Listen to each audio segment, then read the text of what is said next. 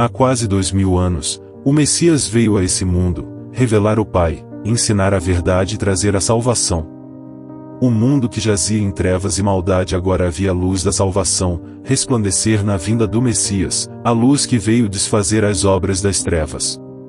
Seu ensino se estendeu pelos confins do mundo, e preenchia o vazio dos corações dos aflitos, cansados e oprimidos pela escravidão e maldade desse mundo, já que as palavras do Messias eram o puro amor e luz que resplandeciam do Pai, além de trazer a esperança e a salvação a todos que nele crescem. A verdade, porém, foi duramente perseguida pelas hostes da maldade, mas por mais que a palavra do Messias fosse perseguida, ela sempre produzia frutos, os verdadeiros filhos do Pai, os quais permaneciam na fé até o fim, pois estavam cheios do Espírito do Pai. Hoje, a verdade novamente é revelada aos quatro cantos, por meio das duas oliveiras, os quais, assim como os profetas e os discípulos, transmitem a pura palavra de salvação do Messias e do Pai, a fim de libertar as pessoas e resgatá-las dos enganos desse mundo, pois o fim está próximo, e assim finalmente os salvos herdarão as moradas celestiais, deixadas pelos caídos. Esse foi o plano elaborado pelo Pai, o plano de salvação. O plano de resgate.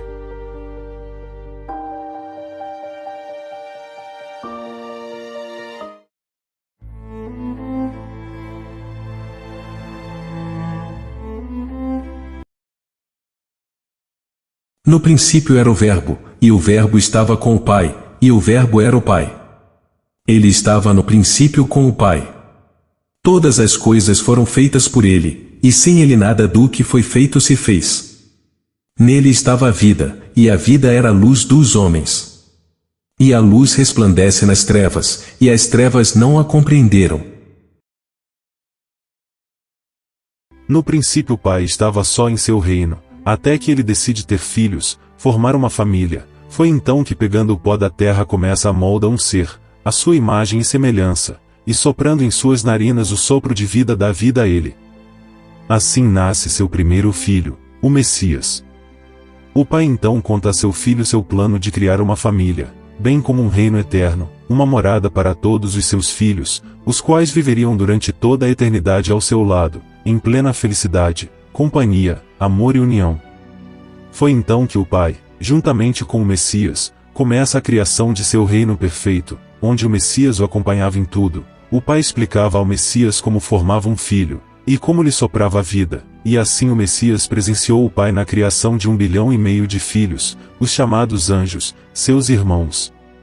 Diferente do que o mundo ensina, os anjos não são seres dotados de asas, mas são seres semelhantes a homens, assim como o ser humano, a imagem e semelhança do Pai. Além disso não possuem órgãos internos e sexuais, e nem sangue, já que são seres perfeitos, sem as limitações do corpo humano. Também não existe classes como serafins, arcanjos, querubins, ou demais hierarquias entre eles, pois são todos irmãos, como uma família, em um reino justo e igualitário. Portanto não existem hierarquias e superioridade no reino. Isso foi criado aqui neste mundo, por meio dos caídos, já que eles disputam poder entre si, se colocando uns sobre os outros, e assim criaram hierarquias entre eles, de modo que o mais forte comanda os mais fracos. O segundo anjo a ser criado foi Israel, seguido de 2 anjos que viriam a ser as 2 testemunhas, e assim por diante. Por um o Pai criou e deu a vida a 1,5 bilhão de filhos, cada um com suas próprias características, personalidade e livre-arbítrio. Após criar seus filhos, o Pai entrega a cada um deles uma casa, uma habitação, a qual foi previamente preparada por ele e pelo Messias, e determina a todos que explorem o reino, conheçam suas maravilhas, seus animais, plantas, frutos, etc., pois tudo havia sido criado para eles. Todos então foram explorar o reino, à exceção de 2, que ficaram ao lado do Messias, seu irmão mais velho. Nascia ali uma profunda amizade entre os 3, de modo que não se separavam, mas compartilhavam da companhia um do outro, como verdadeiros amigos. Os anjos eram como crianças, sem conhecimentos de maldade, totalmente inocentes, e estavam experimentando todas as maravilhas criadas pelo Pai no reino dado a eles.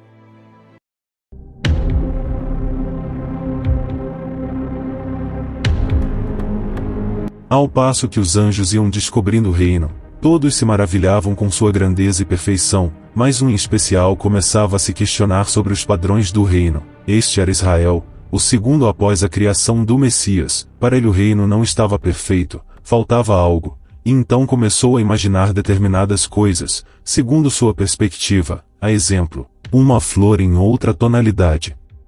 Com o passar do tempo Israel começava a nutrir em sua mente desejos de ambição, vaidade e inveja, a ambição de ter o poder semelhante ao Pai, de criar as coisas, moldar o reino ao seu jeito, e inveja do Messias, o primogênito, o qual acompanhou toda a criação do zero, juntamente com o Pai, e na mente de Israel ele imaginava que o Messias era o favorito, e por tal motivo a inveja de Israel só aumentava e consequentemente uma repulsa ao Messias também surgia. Até que em dado momento Israel decide confrontar o Pai. Ele queria ter o poder semelhante a ele, o poder da criação, mas o Pai, conhecendo seu coração e suas reais intenções, já que é onisciente, lhe nega tal pedido, o que causa uma enorme fúria em Israel, e sua mente agora está tomada de fúria, inveja e repulsa.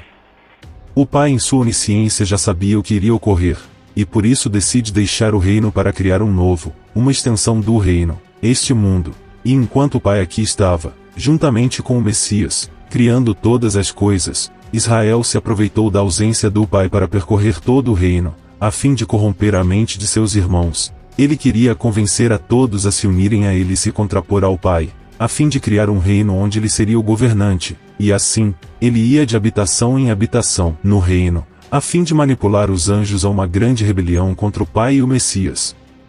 Israel enganava os anjos, dizendo a eles que seria como o Pai, seria um Deus entre eles, bem como a criação de um novo reino muito melhor que o atual.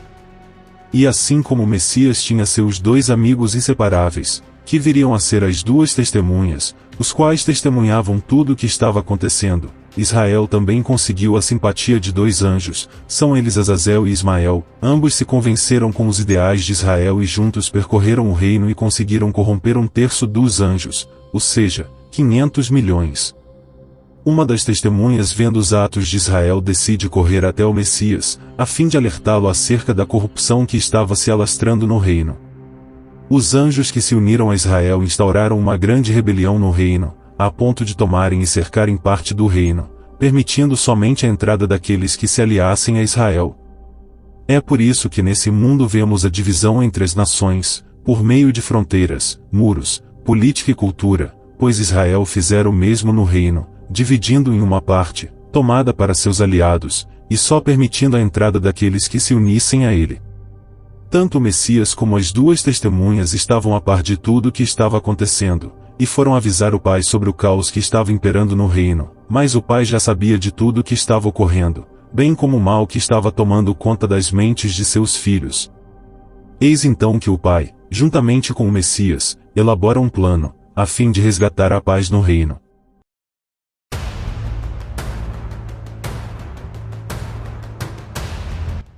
Este mundo já estava quase finalizado e seu plano era retirar todos os rebeldes para este mundo, para que novamente a paz pudesse retornar ao reino.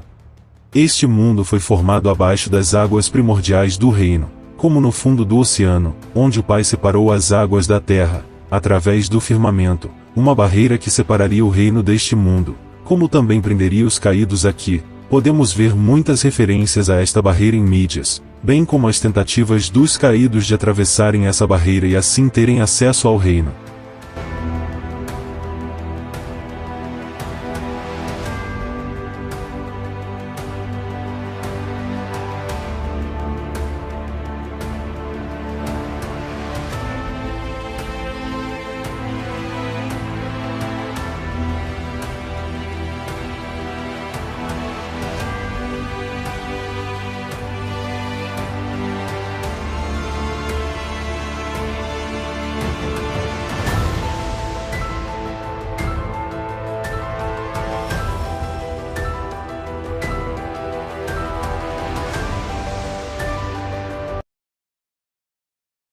E disse o Pai, faça-se um firmamento entre as águas, e separe ele umas das outras. O Pai fez o firmamento e separou as águas que estavam debaixo do firmamento daquelas que estavam por cima. O pai, sabendo que a situação estava insustentável, pois Israel planejava matar o Messias e tomar todo o reino à força, ele então autoriza o Messias a agir contra os rebeldes, mas deixando a ele e aos demais anjos o aviso para não se tornarem piores do que eles, ou seja, matá-los. Mesmo sendo seres que podem viver eternamente, um anjo pode ser morto por outro anjo, e por isso o pai alertou o Messias e demais anjos para não se tornarem piores que eles. Muitos se questionam o porquê do pai não ter exterminado os anjos rebeldes, e o motivo é simples: se assim o fizesse, ele se tornaria um ditador e os demais anjos passariam a ter medo dele e obedeceriam por temor de serem castigados ou mortos, caso desobedecessem. Foi para isso que ele deu livre-arbítrio a todos, para que cada um agisse segundo suas vontades ideais, não se prendendo ao medo e servidão, mas agindo livremente. E como é onisciente, ele viu toda a maldade que Israel iria despertar, bem como dos demais rebeldes. Ele poderia ter criado a todos para serem somente bons, que somente obedecesse, mas isto feriria o livre-arbítrio, eles seriam robôs programados e não filhos, e é isso que ele quis desde o início, ter filhos livres, que o amassem, por vontade própria e não por imposição e medo, e é por isso que ele não exterminou os anjos rebeldes, pois ele sempre respeitou o livre-arbítrio, a base fundamental da sua criação. Sem ele não haveria escolha, liberdade, a verdadeira vontade do ser e sua essência. O pai nunca interferiu no livre-arbítrio de seus filhos, mas sempre instruiu seus filhos ao caminho do bem, sempre os aconselhou, principalmente a Israel, o qual diversas vezes foi alertado pelo pai sobre o caminho errado que ele estava seguindo e como suas escolhas trariam dor e sofrimento, mas Israel nunca se importou com os ensinos do pai, antes queria ser maior que ele, pois ele se tornará um ser totalmente ególatra. A maldade de Israel se originou unicamente de si próprio, de sua mente, a qual nutriu a vaidade, ganância e inveja, a ponto de querer ser como o pai, ter seu poder, pois ele se julgava superior ao Messias, e o pai, sabendo de suas reais intenções, não permite, e adverte ao mesmo para seguir o caminho do amor e da justiça, pois todos eram uma família. Mas Israel ignora os conselhos do pai e de seus irmãos e decide criar contenda, divisão e guerra entre os irmãos, acusando a todos os irmãos que não aceitaram se rebelar contra o pai. O Messias então, juntamente com as duas testemunhas, reúne um exército de anjos, ele, as duas testemunhas e mais 144.000 irmãos, formando 12 legiões de 12.000 anjos, a fim de expulsar os anjos rebeldes do reino. Dá-se início à luta contra os 500 milhões de anjos rebeldes, liderados por Israel. E houve batalha no céu, o Miguel e os seus anjos batalhavam contra Israel, e batalhavam Israel e os seus anjos. Mas não prevaleceram, nem mais o seu lugar se achou nos céus.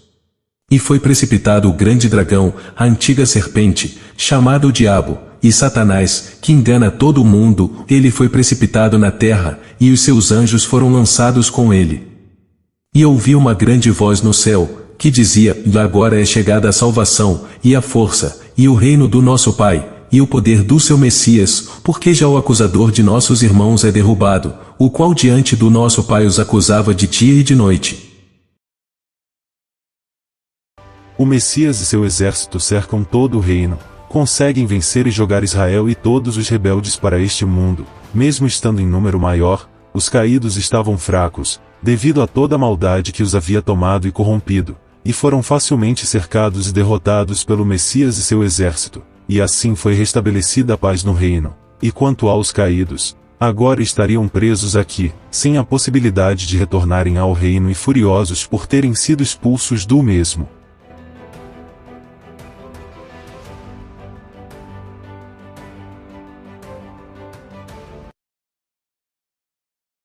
Por isso alegrai-vos, ó céus, e vós que neles habitais. Ai dos que habitam na terra e no mar, porque o diabo desceu a vós, e tem grande ira, sabendo que já tem pouco tempo. Mas mesmo com a vitória, um clima de desolação acometeu o reino, isso porque 1/3 de suas moradas ficaram vazias, e era preciso reabitá-las. O pai então reúne todos os seus filhos no grande monte Sião, localizado no reino, e conta a eles o seu plano de reabitar essas moradas, o qual seria o plano de resgate.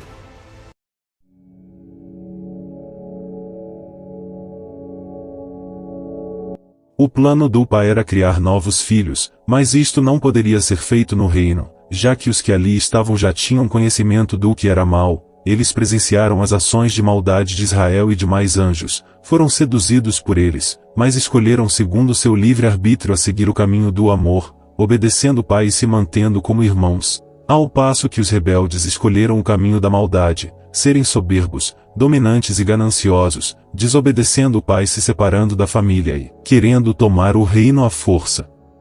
Então, se o pai criasse novos anjos no reino, como os mesmos seriam inocentes, poderiam se corromper ao verem os caídos aqui neste mundo, e isto geraria dúvidas e questionamentos em suas mentes, do porquê eles foram expulsos, se o intuito deles era certo, etc., o que geraria mais rebeldia em um ciclo sem fim. É por isso que o pai decide criá-lo aqui, neste mundo. Então ele, acompanhado pelo Messias, cria Adão, o último anjo, formado do pó da terra e animado com o sopro de vida do pai, o qual, semelhante aos seus irmãos, era um ser de corpo perfeito, imortal, glorificado, e lhe entrega o Éden, uma extensão do reino, com todos os animais para sua companhia, frutos para se deleitar e demais maravilhas presentes no reino. E disse o pai: façamos o homem à nossa imagem, conforme a nossa semelhança.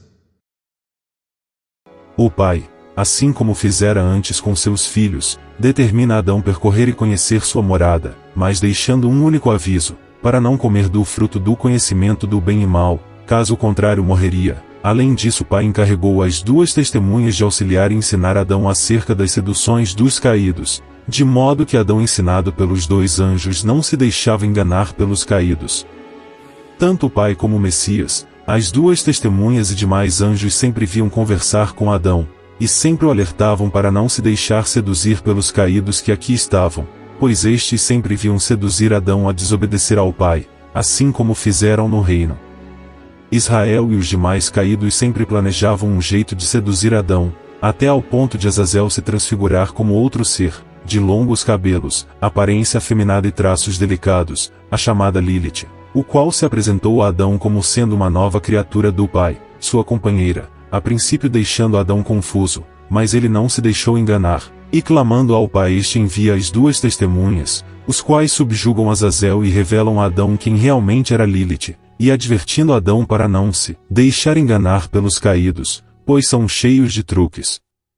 Vendo Adão só, o pai decide criar-lhe uma companhia, e agora é diferente da criação dos anjos, os quais foram feitos a partir do pó da terra. Desta vez o pai adormece Adão e, retirando parte de sua costela, amolda um corpo, e soprando vida cria Eva, feita a partir de Adão. E disse Adão: esta é agora osso dos meus ossos, e carne da minha carne, esta será chamada mulher, porquanto do homem foi tomada. E da mesma forma que o Messias e as duas testemunhas ensinaram a Adão acerca dos caídos, o mesmo fazem a Eva, a instruindo e alertando para as seduções e maldade dos caídos, para não se deixar enganar. Israel se aproveita que em certa ocasião Eva estava sozinha e decide seduzi-la, se utilizando de uma serpente, a qual ele manipula como uma marionete, dando a entender que ela falava, quando na realidade era o próprio Israel, o qual seduz Eva para comer do fruto, e que assim seria como o pai, teria o saber, o conhecimento. Possivelmente em sua inocência Eva acreditava que não seria enganada pelos caídos tendo tal saber. Então a serpente disse à mulher: certamente não morrereis. Porque o pai sabe que no dia em que dele comerdes se abrirão os vossos olhos, e sereis como ele, sabendo o bem e o mal. Eva se deixa enganar e come o fruto. Sua mente então passa a compreender o que é certo e errado. Ela então corre para Adão, o qual em choque acaba comendo do fruto, tendo assim sua mente também aberta, o que foi um erro. Adão tinha plena confiança em Eva, ao ponto de desobedecer a ordem do pai, causando assim o seu primeiro pecado.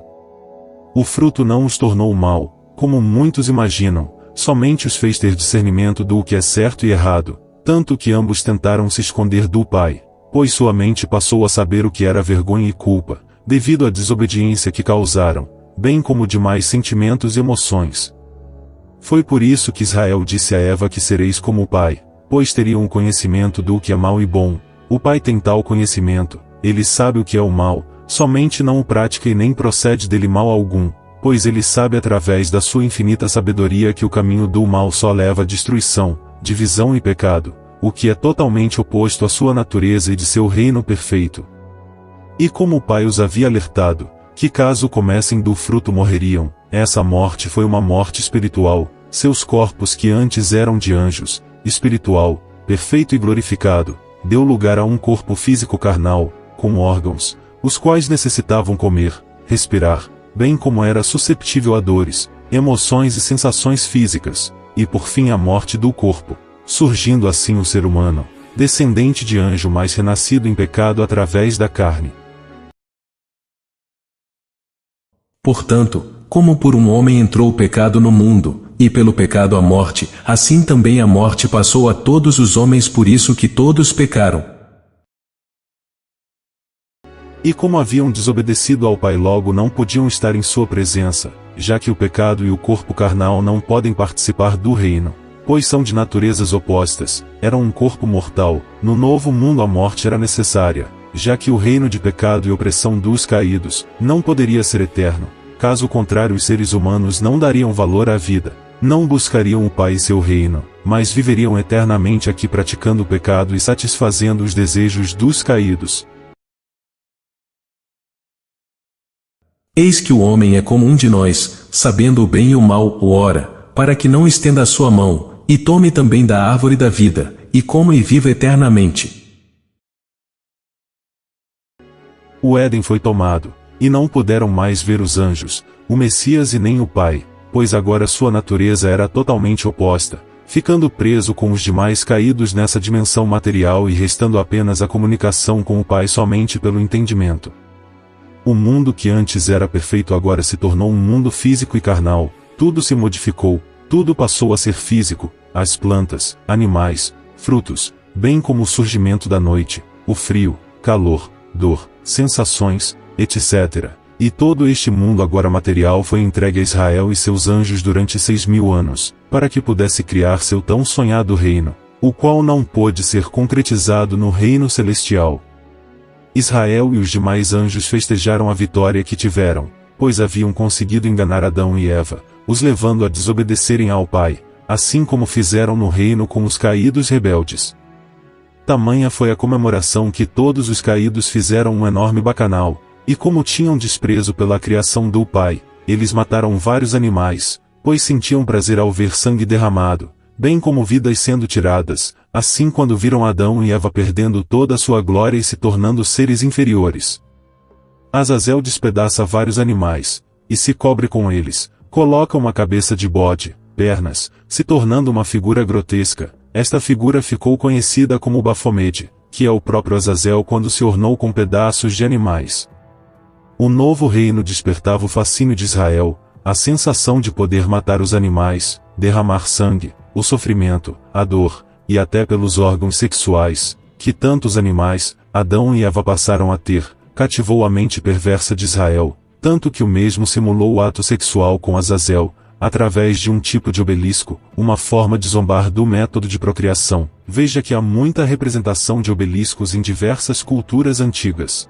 É por isso que vemos monumentos de obeliscos em praças e grandes cidades. Perceba também que tais obeliscos têm em sua base um formato oval, simbolizando a vulva feminina, remetendo os dois ao ato sexual, o falo dentro da vulva, representando o bacanal realizado pelos caídos, ao nascimento do ser carnal, ser este que seria refém do pecado e dos caídos, já que este mundo agora era propriedade dos mesmos. Este bacanal realizado pelos caídos é que deu origem ao carnaval moderno. Note que as fantasias ornadas com penas, e remetendo a animais e monstros faz referência às fantasias de animais mortos usados pelos caídos, bem como as bestas que se transformaram, além é claro de toda a sexualização contida no carnaval, remetendo à fornicação realizada pelos caídos durante o bacanal, a festa da carne, para comemorar a morte do ser perfeito para o renascimento do ser carnal e mortal.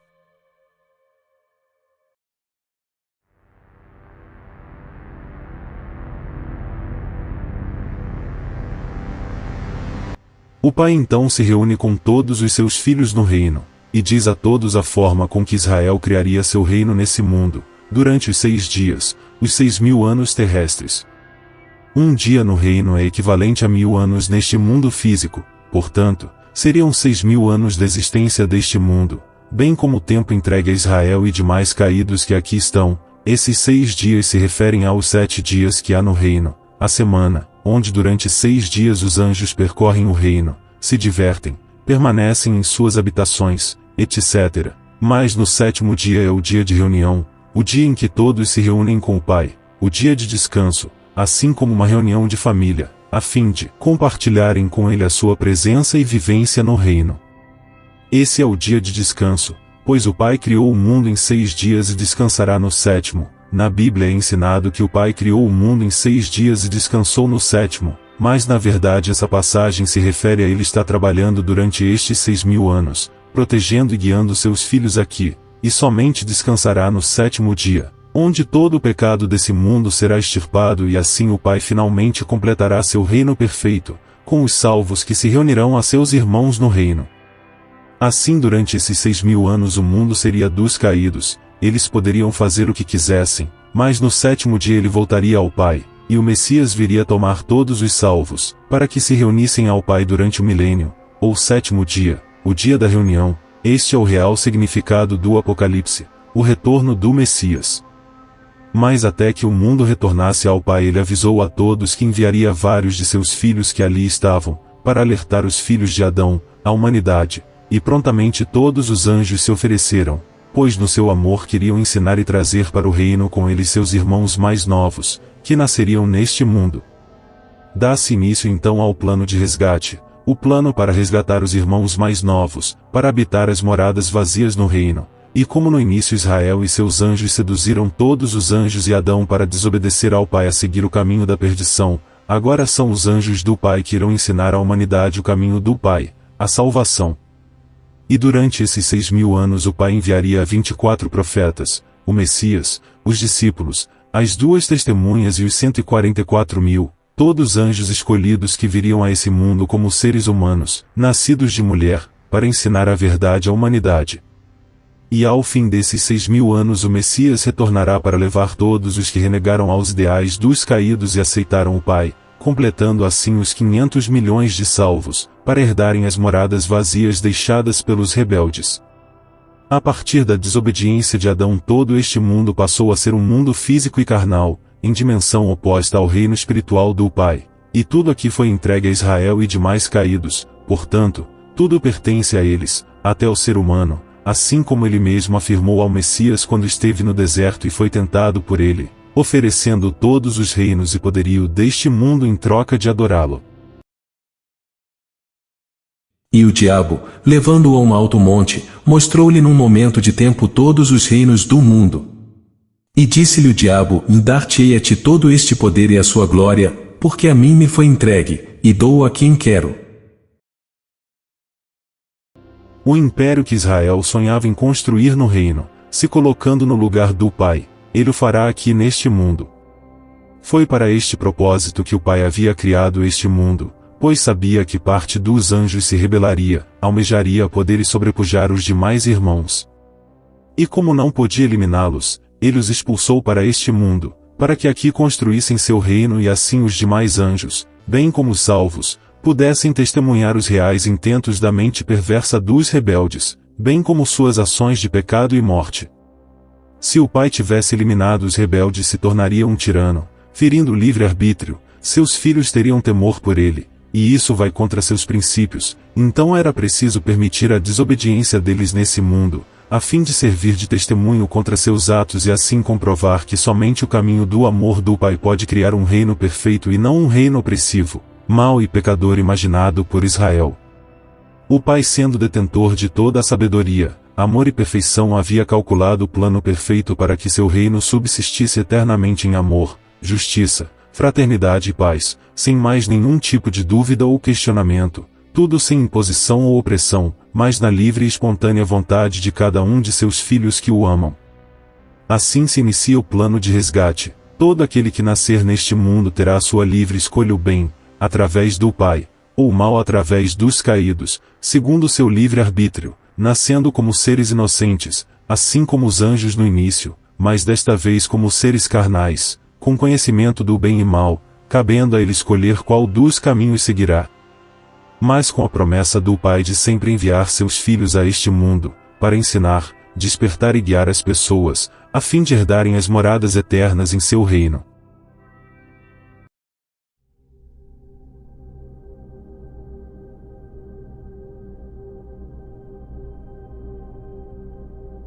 Logo após a queda, Adão se sentiu muito arrependido por ter desobedecido o Pai, mas o Pai, em seu infinito amor, e vendo todo o arrependimento de Adão, ele novamente o acolhe como filho, e desde então Adão viveu unicamente para alertar seus filhos acerca das armadilhas dos caídos, já que ele conhecia a todos. É por isso que Adão foi tido como o maior profeta, não nascido de mulher, pois viveu mais de 900 anos pregando aos seus descendentes sobre o Pai e desfazendo as armadilhas dos caídos. E eu vos digo que, entre os nascidos de mulheres, não há maior profeta do que João o Batista, mas o menor no reino do Pai é maior do que ele.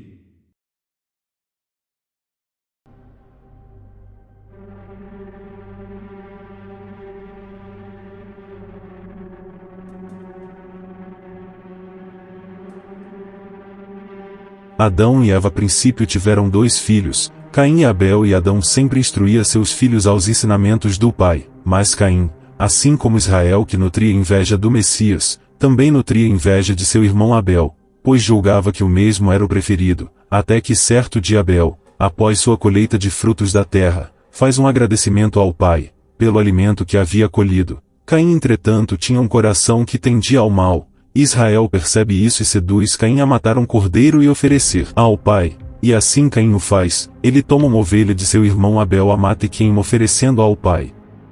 Ao contrário do que afirma a Bíblia, pois a mesma foi adulterada para justificar os sacrifícios de sangue, não foi Abel quem ofereceu o cordeiro imolado, mas Caim, seduzido por Israel, o qual sentia prazer na morte e derramamento de sangue das criaturas do Pai. Além disso, Israel nutria ódio pelo Messias e sempre o ameaçava de morte, e assim, Israel, por meio de Caim, se utilizava da figura do cordeiro morto e queimado para insinuar que faria o mesmo ao Messias, quando ele viesse a esse mundo. Ou seja, matar e destruir seu corpo.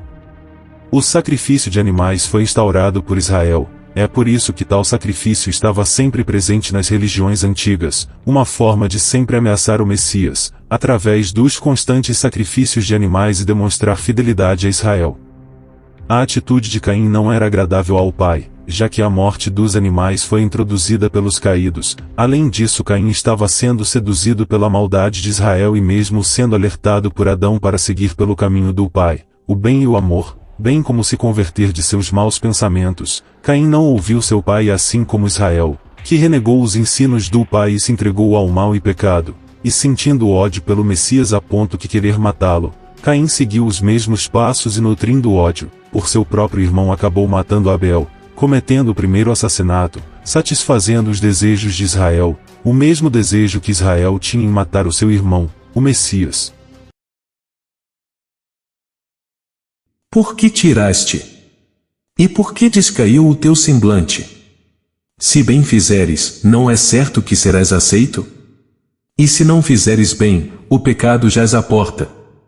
E sobre ti será o seu desejo, mas sobre ele deves dominar. E falou Caim com o seu irmão Abel, e sucedeu que, estando eles no campo, se levantou Caim contra o seu irmão Abel, e o matou.